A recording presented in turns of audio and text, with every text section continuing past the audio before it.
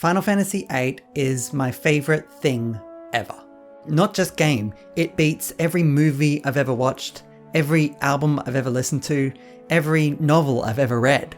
Admittedly, a lot of my love is sentimental. I was about 10 years old when I discovered it, and in the midst of a love affair with books. Like so many other children, reading was a gateway of escapism for me, with rich, fantastic worlds to lose myself in. So Final Fantasy VIII was like this 60-hour-long fantasy book that I got to be a part of. It wasn't the first game I ever played, but it was the first to completely capture my imagination and draw me into its world so much that I actually wanted to live there. And the town I specifically wanted to live in was Fisherman's Horizon.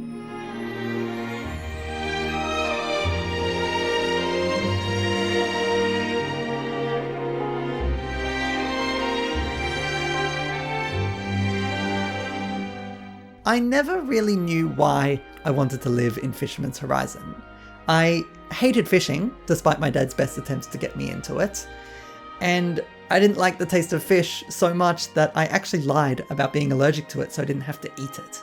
I guess FH just seemed to be a peaceful town where everyone lived in community and were happy.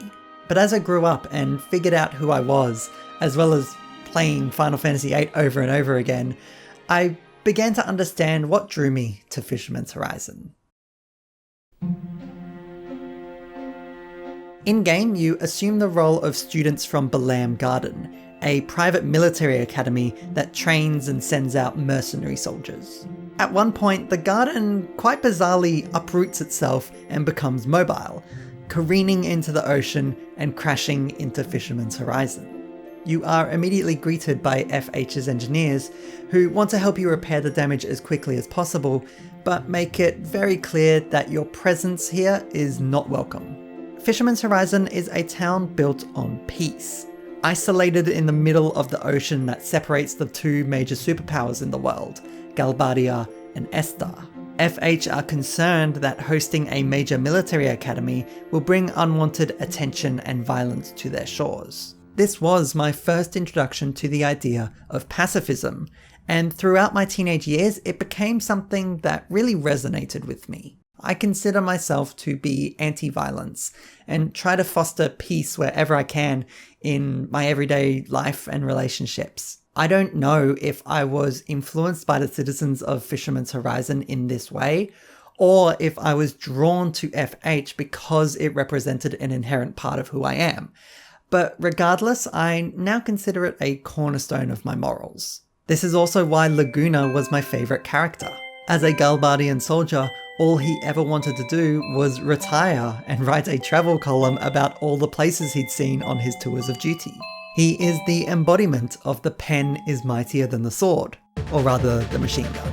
Fisherman's Horizon is also an environmentally conscious town. It was built primarily from recycled materials and is centered around this massive solar panel that powers the town. As a child in the 90s, this was very progressive thinking to me, and again, something I now value. It's another case of which came first, the chocobo or the egg. One final reason why I loved Fisherman's Horizon so much was the music. FF8 was not only the birth of my love of games, but also my love of music. I would often boot up the game purely to wander around FH and listen to its theme. Maybe play a touch of Triple Triad while I'm there. It was just so relaxing to me. I wish I could emotionally remove myself from this track in order to explain musically what I love about it. But I just can't. It just feels like home to me. In fact, when I got my first mobile phone, Fisherman's Horizon was one of 2 songs that I put on it and would listen to when I was away on school camps and such and feeling homesick. The other one was Julia.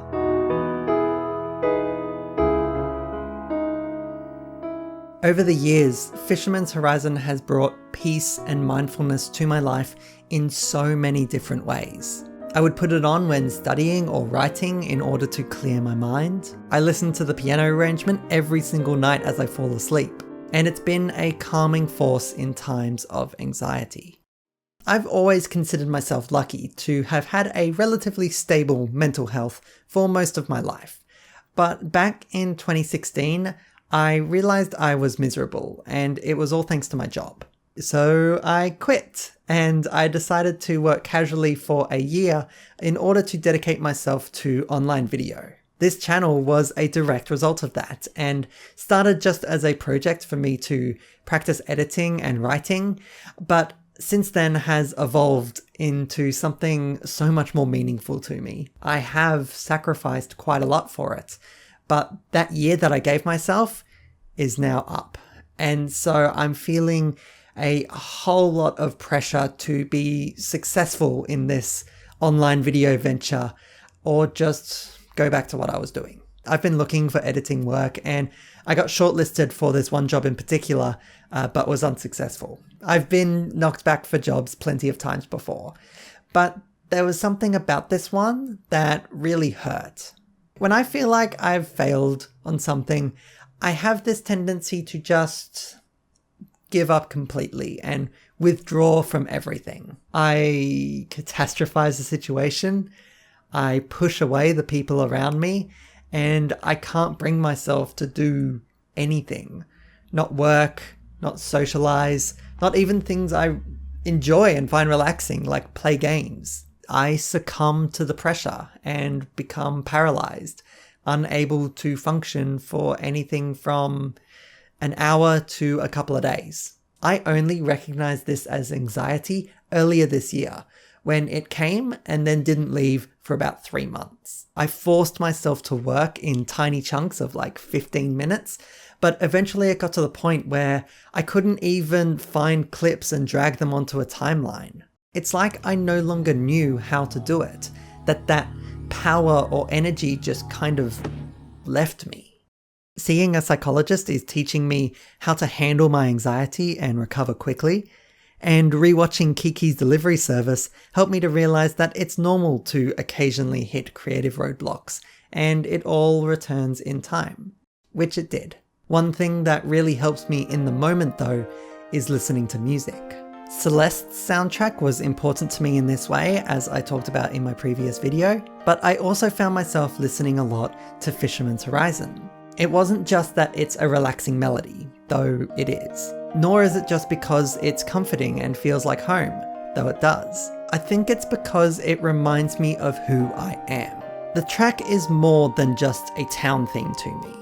It represents the ideals of the people who call the town home, living at peace with one another and the environment. Ideals that I feel are at the core of who I am. In the same way that Madeline's theme appearing through the noise represents her grounding herself, I am able to find myself in the theme of Fisherman's Horizon. I feel this is something rather unique to music, in particular game scores. We spend so much time in these locations with these characters and listening to the music that it all kind of becomes connected. A good character theme should speak about the kind of person they are, and a good town theme should set the environment and mood of the location. Fisherman's Horizon manages to do both, treating the town as if it were a character. The calmness of the music not only reflects the small, quaint town, but fleshes out the characteristics of its inhabitants. When I listen to Fisherman's Horizon, I'm reminded of the people of FH, how they openly stood against war, and taught me that you don't have to respond to violence with more violence. It speaks to the heart of who I strive to be, and whenever I feel anxious or disconnected from myself, I know that this song will always be there to help guide me back and find myself once more.